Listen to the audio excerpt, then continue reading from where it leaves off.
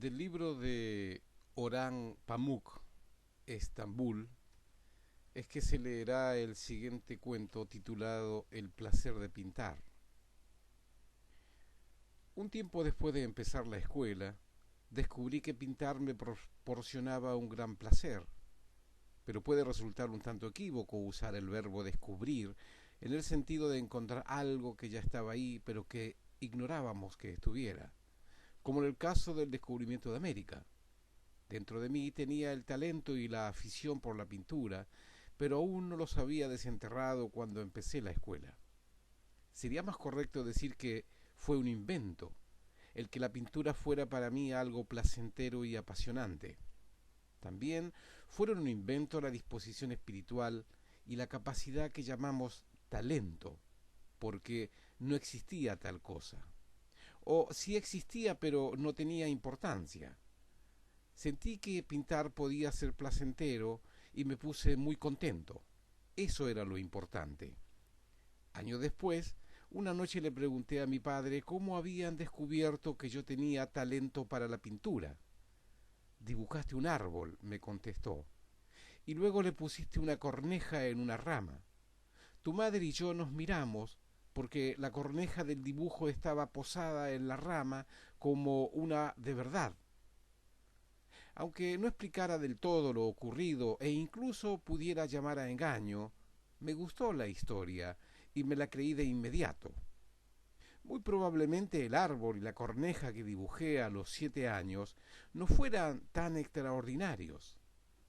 La parte mágica de la historia, con el sello característico de mi padre, consistía en que tanto él como mi madre hubieran decidido, a un tiempo y de repente, que yo tenía talento para la pintura. Aquello demostraba una característica muy peculiar de mi padre, siempre optimista y con una excesiva confianza en sí mismo, la de creer sinceramente que cualquier cosa que hicieran sus hijos era una maravilla. Por supuesto, por aquel entonces no lo pensé así. Yo, como ellos, creí que tenía una particularidad extraordinaria que luego otros llamarían talento, en lo que se refería a la pintura. Cuando les enseñé a los demás lo que había pintado, me elogiaban. Me decían cosas bonitas e incluso se quedaban boquiabiertos con una sorpresa que a mí me parecía de todo corazón. Era como si me hubieran puesto en las manos una máquina para ser querido, besado, apreciado, admirado. Y yo, cuando me aburría, apretaba el botón y producía dibujos. Me compraban papel, acuarelas y lápices y yo, sin parar, hacía pinturas que le mostraba, sobre todo a mi padre. Él reaccionaba justo como yo quería. Contemplaba el dibujo, que había hecho con una admiración y una maravilla que a mí siempre me sorprendían, y lo interpretaba. Qué bien has conseguido la postura de este pescador. Y el mar está oscuro porque él está aburrido. El que tiene al lado es su hijo, ¿no? Y los pájaros están esperando que saque los pescados. Muy inteligente. De inmediato echaba a correr a mi cuarto y hacía otro dibujo. En realidad, el que estaba junto al pescador no era su hijo, sino un amigo, pero como lo había dibujado un poco pequeño, parecía su hijo por error. Pero, aunque fuera poca, yo ya tenía cierta experiencia en aceptar elogios. Tomaba parte de las palabras de mi padre que me hacían feliz y luego, cuando le enseñaba el dibujo a mi madre, le decía: «Mira cómo ha quedado un pescador con su hijo». «Bravo, cariño, te ha quedado muy bonito», contestaba mi madre, «pero ¿y si además estudiaras un poco?». Un día en la escuela, después de hacer un dibujo, la clase entera se arremolinó a mi alrededor para mirarlo. La profesora de los dientes separados lo colgó de la pared. Era una sensación como si de los bolsillos me brotaran chocolatinas y juguetes. Todo lo que debía hacer era pintar de la nada aquellas maravillas, como los prestidigitadores que sacan conejos y palomas y luego aceptar los elogios.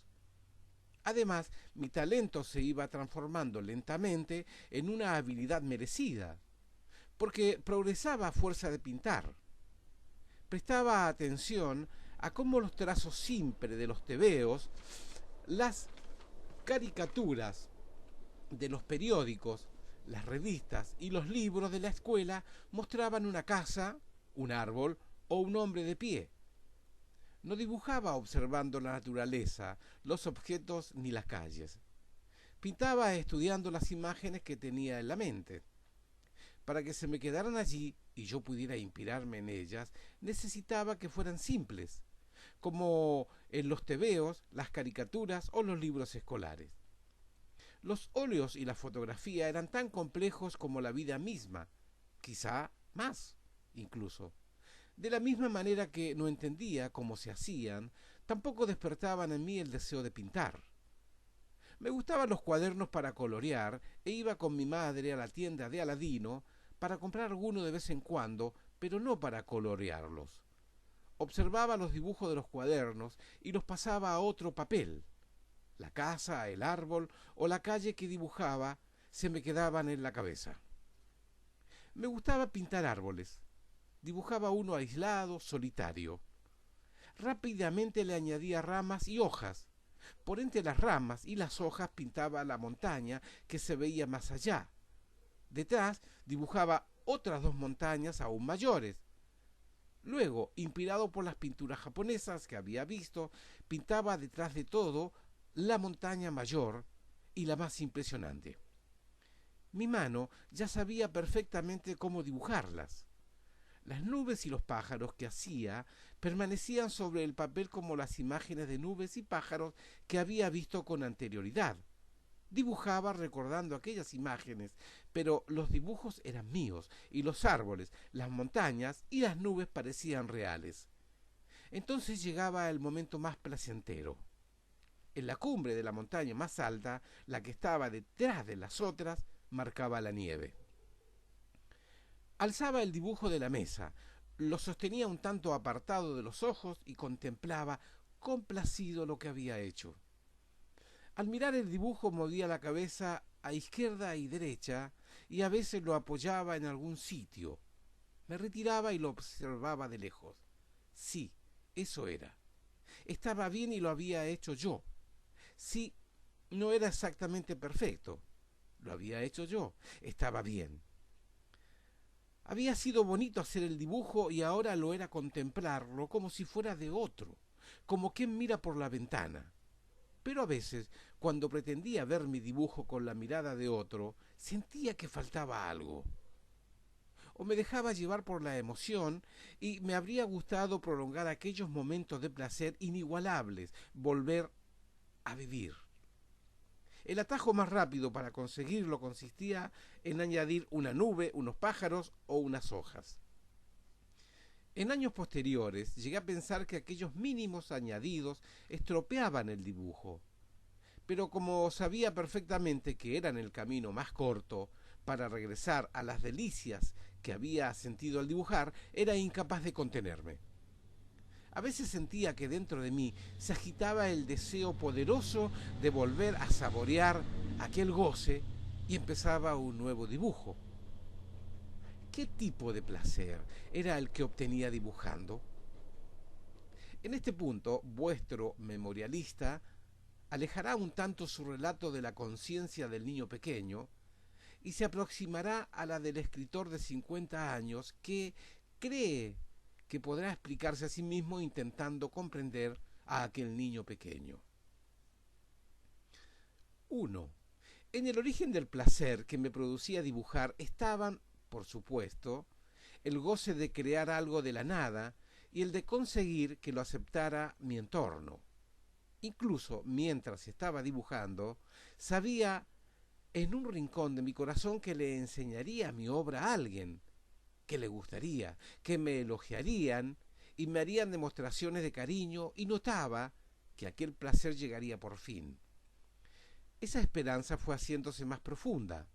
Acabó por fundirse con el hecho de dibujar y así, a los instantes que pasaba con papel y lápiz, los envolvía una sensación de felicidad. 2. A fuerza de dibujar y de observar otros dibujos, Tanto mi mente como mi mano acabaron por adquirir habilidad. Gracias a ella, cuando dibujaba un árbol, era como si mi mano se moviera por sí sola. Me resultaba agradable ver maravillado cómo, cuando el lápiz avanzaba rápidamente sobre el papel, la línea que trazaba mi mano parecía algo hecho por un ser ajeno a mí. Era como si otro me hubiera poseído y fuera él quien dibujaba.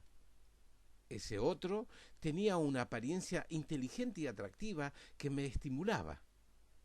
Quería creer que podía llegar a ser tan brillante y atractivo como él. Y al mismo tiempo que seguía maravillado, otra parte de mi mente comprobaba las curvas del árbol, la posición de las montañas, el dibujo entero y el haber conseguido que surgiera de la nada aquella cosa que ahora existía. Me daba confianza en mí mismo. Mi mente se concentraba en la punta del lápiz, pero también funcionaba sin saber lo que hacía, y además analizaba continuamente lo que acababa de producir.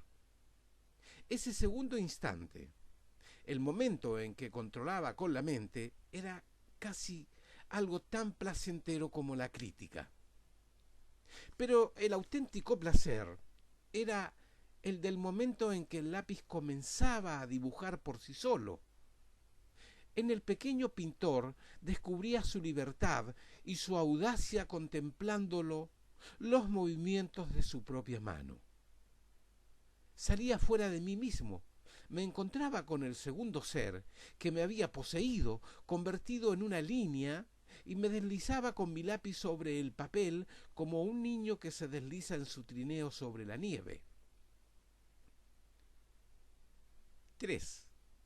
Esta división entre mi mente y mi mano, esta impresión de que mi mano se movía independientemente de mi razón, tenía cierto parecido con lo que notaba cuando la cabeza se me iba de repente a su mundo imaginario a toda velocidad.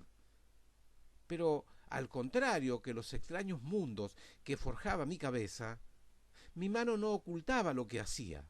Se lo enseñaba a todo el mundo y esperaba los correspondientes elogios, y yo me sentía orgulloso de recibirlos. Dibujar era para mí poseer un segundo mundo de cuya existencia no me sentía culpable. 4. Por muy imaginarias que fueran las cosas que dibujaba, casa, árboles o nubes, todas tenían un algo material y verdadero. Aquello me gustaba. La casa que acababa de pintar parecía transformarse en la mía propia. Sentía que me convertía en dueño de lo que había dibujado. Descubrirlo, estar en el árbol o en el paisaje que había pintado, me transportaba a otro mundo que me liberaba del aburrimiento del presente. Y otro mundo, además, que poseía una realidad, puesto que podía enseñárselos a otros. 5. Me encantaban el olor y la presencia del papel, de los lápices, de los cuadernos y los botes de pintura y de todos los demás materiales. Acariciaba el papel en blanco con un amor sincero. Guardaba los dibujos y me gustaba lo que tenían de objetivo, de material. 6. Descubrir todos esos pequeños hábitos y placeres, con el añadido de los elogios que recibía, me hacía creer que yo era alguien especial, distinto. No era algo que pudiera contar a los demás y sentirme orgulloso de ello, pero me habría gustado que lo notaran. Dibujar, como el segundo mundo que llevaba en la cabeza, enriquecía mi vida y convertía en una parte de mi personalidad la capacidad de abandonar conscientemente el polvoriento y penumbroso primer mundo, una capacidad no sólo merecida, sino además aceptada por todos los que me eran cercanos. Orhan Pamuk.